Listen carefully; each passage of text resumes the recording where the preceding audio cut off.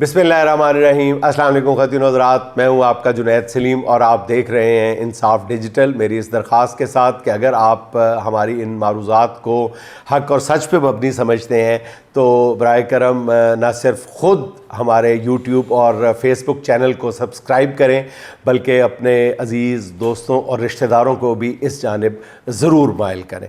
नाज़रीन, अगर आज मैं आपसे ये सवाल करूं कि पिछले 2 बरसों के दौरान आपको पीटीआई वर्सेस हुकूमत किस किस जगह पे पीटीआई कामयाब होती नज़र आती है और किस किस जगह पे आपको हुकूमत कामयाब नज़र आ रही है, तो आपका जवाब क्या होगा? नाज़रीन, आपका जवाब मैं नहीं जानता, लेकिन मेरा जवाब ये होगा कि 98% मामलात में अल्टीमेटली पीटीआई को कामयाबी मिली है और 2 महाज़ों पे सरकार कामयाब हुई है। अब वो 2 महाज़ कौन से हैं? नाज़रीन, पहला महाज़ तो है कि अपने दुश्मन की सफ़ों में इख्तलाफ पैदा करना, पीटीआई के रैंक्स एंड फाइल्स में इख्तलाफ की लहर दौड़ा देना, इसमें मेरा ख़्याल है हुकूमत को काफ़ी कामयाबी मिली है। और दूसरा था वकला की तहरीक को मैनेज करना, वकला की वो तहरीक ना चलने देना जो मुशर्रफ दौर में एमरजेंसी के नफाज के बाद चली थी और जिसमें वो जो तमाम वकला थे वो हज़ारों की शक्ल में बरहना शमशीर बन के सड़कों पे आ गए थे और बिल आखिर उन्होंने एक ताकतवर हरीफ को झुकने पे मजबूर कर दिया था। इन 2 महाज़ों पे आपको सरकार कामयाब होती हुई नज़र आ रही है, लेकिन आज की ताज़ा तरीन एक इत्तला के मुताबिक और 1-2-3 दिन पहले होने वाली डेवलपमेंट के नतीजे में अब इन 2 महाज़ों पर भी मेरा ज़ाती ख़्याल ये है कि हुकूमत को शिकस्त होने वाली है। पहली बात तो नाज़रीन इख्तलाफात की बात कर लेते हैं। आपने देख लिया कि 2 दिन से अली अमीन गंडापुर के ख़िलाफ़ और उनके हक़ में जिस तरह की पीटीआई के अंदर से आवाज़ें उठ रही हैं और जितनी ज़्यादा उठ रही हैं उतना मेरा ख़्याल है कि पीटीआई के दुश्मनों की तरफ से ये बात डिस्कस नहीं की जा रही जितना पीटीआई वाले ख़ुद इसको डिस्कस कर रहे हैं। अब इस पर हम बाद में बात कर लेते हैं कि उनका रोल क्या था और क्या किरदार नज़र आया। ये भी आपको नाज़रीन बताता चलूँ कि इमरान खान के साथ उनके वकला पर जो वकला की जो मुलाकातें उन पर पाबंदियों का एक बड़ा मकसद ये भी था कि ये जो एक सिचुएशन है, जो कन्फ्यूजन की सिचुएशन है अली अमीन गंडापुर के बारे में, इसको ज़्यादा तूल दिया जा सके, क्योंकि अगर वकला की सहाफ़ियों की इमरान खान से मुलाकात जैसे ही हो जाएगी ये मामला बिल्कुल दूध का दूध और पानी का पानी हो जाएगा। इसलिए इस मामले को तूल दिया जा रहा है और जो कुछ इमरान खान साहब कहेंगे वो बहुत सारे लोग अच्छी तरह से जानते हैं, इसीलिए इमरान खान की बात को मंजर आम पर ना आने देने के लिए उनको उनकी मुलाकातों पे नाज़रीन पाबंदी लगाई गई है। नाज़रीन, हुकूमत ने कामयाबी से ये तासुर फैलाया है कि तहरीक इंसाफ के दूसरे और तीसरे दर्जे की ज़्यादातर जो क़यादत है वो कॉम्प्रोमाइज़्ड है या दरपर्दा इस्टेब्लिशमेंट के साथ राब्ते में है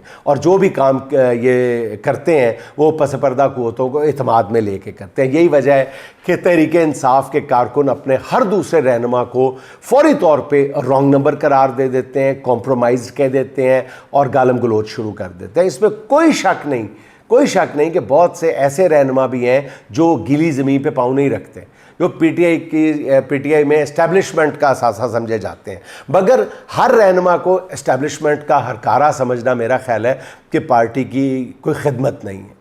अली अमीन ने जो कुछ किया उसके ऑप्टिक्स जो हैं वो यकीनन तकलीफ़ दे थे और यूँ लगा कि उन्होंने असर के वक्त रोज़ा तोड़ दिया। जब मंजिल बिल्कुल करीब थी तो उन्होंने वापसी की राह ली। मेरे ख़्याल में इसमें हिकमत अमली की गलती तो हो सकती है, मगर हम इसे नीयत की गलती नहीं कह सकते। इस वक्त ये भी जहन में रखना चाहिए कि अली अमीन गंडापुरी वो वाहिद लीडर है जो अगर डट जाए तो सब हुक्मरानों को बदतरीन मुश्किल में डाल सकता है और इसके हल हुक्मरानों ने इसका हल ये निकाला है कि अली अमीन को पार्टी के अंदर इतना मतनाज़ा बना दिया जाए कि अब कारकुन उसकी बात पे यकीन करना तो दरकिनार, उल्टा उसे अपना और इमरान खान का दुश्मन समझने लगे।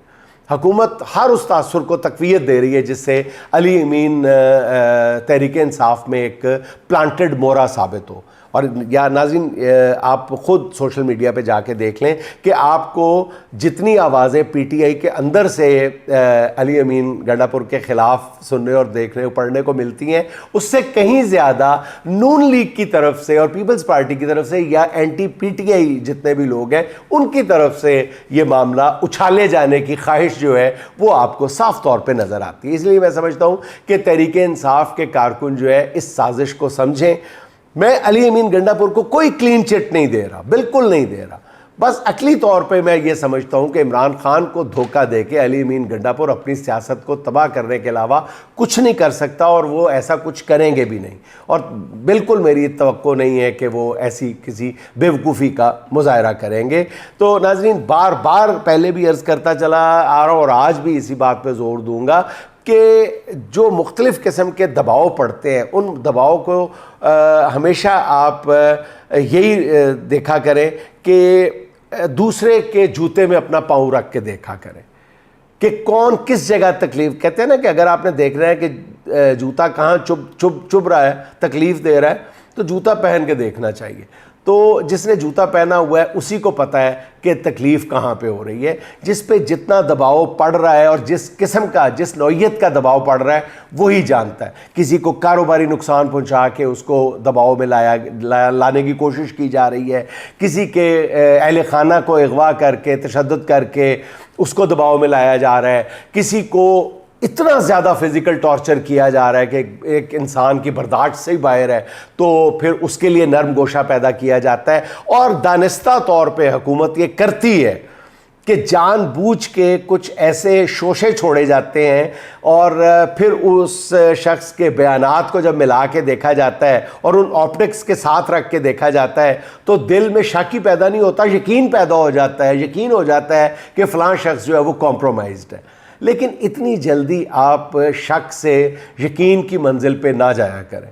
यही इस आपकी तहरीक जो रूल ऑफ लॉ चाहते हैं इस मुल्क में, उनकी ख्वाहिशात की तकमील के लिए बहुत ज़रूरी है कि अपने शक को इतनी जल्दी यकीन में ना बदलने दिया करें।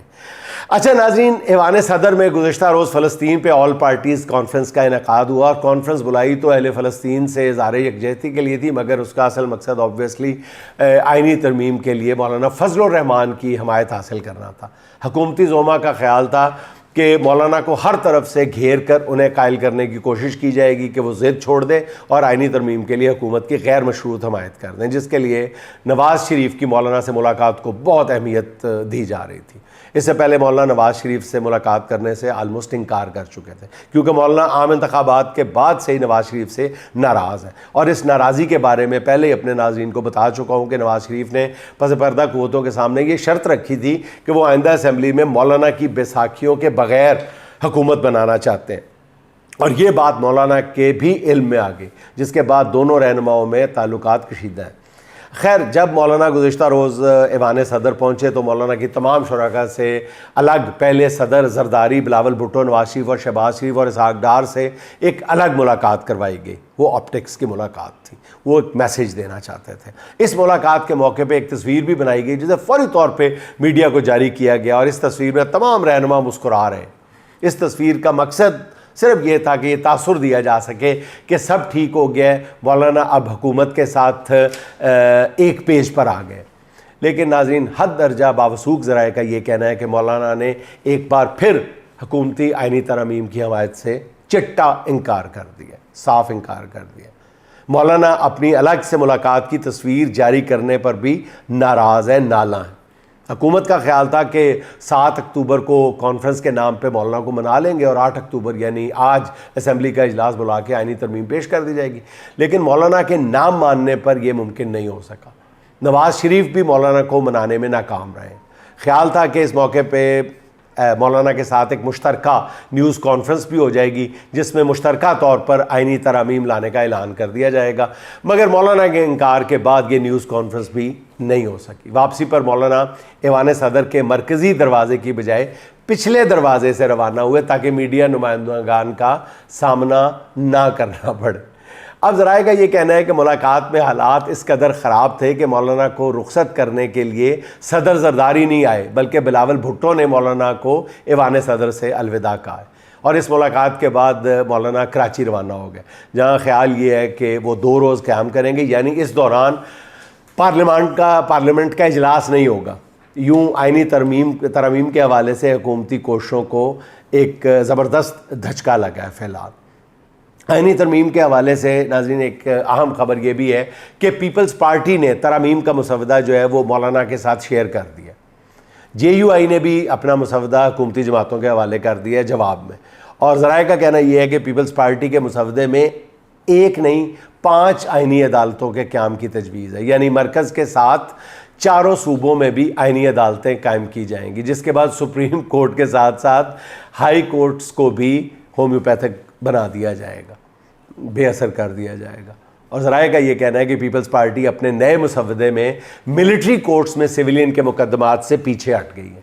दूसरी तरफ JUI के मुसवदे में आइनी अदालत के क़याम की बजाय सुप्रीम कोर्ट में आइनी बेंच बनाने की तजवीज़ दी गई है, जो सुप्रीम कोर्ट के 5 सीनियर जजेस पर मुश्तमिल होगा। और ज़ाहिर है कि जिन्होंने ये सारा खेल रचाया है वो इस तजवीज़ के साथ तो आइनी तरामीम के खेल में शामिल नहीं होंगे। JUI ने आइनी अदालत के लिए जजेस की उम्र में तोसी की भी मुखालफत कर दी है, पहले भी बात आ चुकी है, यानी काजी फायज़ ईसा के लिए आइनी अदालत में गुंजाइश निश्ता। तो मौलाना के मुसवदे में हाई कोर्ट के जजेस के तबादलों की भी मुखालफत की गई है, यानी सारी बड़ी बड़ी बातों की मौलाना मुखालफत कर रहे हैं। JUI के रहनुमा और आइनी माहिर कामरान मुर्तज़ा साहब का कहना है कि ऐसा कोई काम नहीं करेगी JUI जो अवामी मफादात के ख़िलाफ़ हो। ज़राए का ये भी कहना है कि JUI का मुसवदा जो है वो हुकूमत के लिए बहुत ज़्यादा मायूसी का बायस बना है। और आइनी तरमीम के हवाले से दूसरी तरफ नून लीग में भी नाज़रीन पहले भी अर्ज़ कर चुका हूँ, आपको मज़ीद डेवलपमेंट बता देता हूँ कि जो तशवीश की लहर है वो अब बढ़ती चली जा रही है। जो इजहार पहले निजी महफ़िलों में होता था अब क़यादत के सामने भी होने लगा है। अरकान असम्बली के बाद अब नून लीगी वज़रा हर जगह बैठ कर खुल कर मुजवज़ा आइनी तरामीम के ख़िलाफ़ बातें करने लगे हैं। और ज़राए का कहना यह है कि नून लीग के 2 वज़रा ने एक जगह गुफ्तगू करते हुए कहा है कि इस मुजवज़ा तरमीम की बेनिफिशरी नून लीग नहीं होगी, इस्टेब्लिशमेंट होगी। और इन वज़रा का यह भी कहना है कि आज जो कुछ PTI के ख़िलाफ़ हो रहा है कल हमारे साथ डेफिनेटली होगा। इन वज़रा ने एतराफ़ किया है कि हमने सियासत को बहुत गंदा कर दिया, बल्कि और ये खुले दिल से एतराफ़ किया, इसलिए आने वाले दिनों में सियासत करना ही मुमकिन नहीं रहेगा। और इन वज़रा का ये भी कहना था कि KP हाउस सील करके बहुत गलत पैगाम दिया गया है। इनका कहना यह था कि KP हाउस से जो काम शुरू हुआ है अब ये कहीं नहीं रुकेगा। ज़राए का कहना है कि इन वज़रा ने इसी महफ़िल में मौजूद लोगों को मशवरा दिया कि जो हालात हो चुके हैं उसके बाद नून लीग वाले अब सियासत छोड़ के अपनी तवज्जो सिर्फ़ अपने कारोबारों पे मरकूज़ कर लें। अच्छा नाज़रीन, आइनी अदालत के क़याम और काजी साहब की एक्सटेंशन के ख़िलाफ़ जो मेरा दूसरा पॉइंट था वकला के ख़िलाफ़ तहरीक वाला, उस पर मैं आ रहा हूँ कि काजी साहब की एक्सटेंशन और आइनी अदालत का जो शोशा है इसके ख़िलाफ़ अब जो ताज़ा तरीन डेवलपमेंट है वो ये है कि वकला अल्टीमेटली एक पेज पे आना शुरू हो गए। गुज़िश्ता रोज़ के वकला कन्वेंशन में 1-1.5 हज़ार से ज़्यादा वकला का जमा हो जाना और इंतहाई पुरजोश तकारीर करना और एक नुक्ते पे मुत्तफ़िक हो जाना, ये हुकूमत के लिए ख़तरे की घंटी नहीं ख़तरे का घंटा था। इस्लामाबाद बार के वकला कन्वेंशन के मेज़बान जो थे वो उनका ताल्लुक़ जो था वो आज़म नज़ीर तारण के इंडिपेंडेंट ग्रुप से। इस ग्रुप के रियासत अली आज़ाद और अलीम अब्बासी ने कन्वेंशन में जिस तरह की तकारीर की हैं उससे पता चलता है कि काजी की एक्सटेंशन के हवाले से इंडिपेंडेंट ग्रुप में भी जो सबसे बड़ी सपोर्ट है काजी साहब के लिए, इंडिपेंडेंट ग्रुप में भी कितनी बेचैनी पाई जाती है। ज़राए का ये कहना है कि काजी के मुस्तकबिल के हवाले से हुकूमत में 2 ग्रुप है। एक ग्रुप का कहना यह है कि काजी अब हुकूमत के लिए एक बोझ के सिवा कुछ नहीं रहे, और इस ग्रुप का ये कहना है कि हुकूमत ने आइनी तरमीम करके आइनी अदालत बना भी ली और काजी फायज़ ईसा को वहाँ तैनात करवा भी लिया तो भी इसका कोई फ़ायदा नहीं होगा, क्योंकि जितने बड़े पैमाने पे वकला इस मुजवज़ा अदालत को मुस्तरद कर रहे हैं तो ऐसे में ये अदालत चलेगी कैसे। वकला के बाइकाट के बाद इस अदालत की कोई हैसियत नहीं रहेगी और ये एक बहुत बड़ा सच है जो एक आम आदमी को भी नज़र आ रहा है। दूसरी तरफ काजी के हामी ग्रुप का ये कहना है कि काजी फ़ाइज़ ईसा ने जिस तरह हुकूमत के लिए खिदमात सर अंजाम दी हैं, PTI का निशान छीना, ब्यूरोक्रेसी से फिर आरोज़ लगाए गए, ट्रिब्यूनल्स पे इलेक्शन कमीशन को इख्तियार दे दिया गया, 63A पर फैसला देकर आइनी तरमीम की राह हमवार की गई, इसके बाद उन्हें नज़रअंदाज किया गया। तो आइंदा अदलिया में अगर इस ग्रुप का कहना है कि अगर इस मौके पे काजी साहब को नज़रअंदाज किया गया तो फिर आइंदा अदलिया में से कोई जज भी जो होगा वो हुकूमत का साथ देने का सोचेगा भी नहीं, यानी काजी साहब को अगर डिच किया गया। तो इसलिए ज़राए का ये कहना है कि काजी के मामले में हुकूमत या नून लीग ख़ास तौर पर सख्त नहीं, इंतहाई सख्त मुश्किल में है।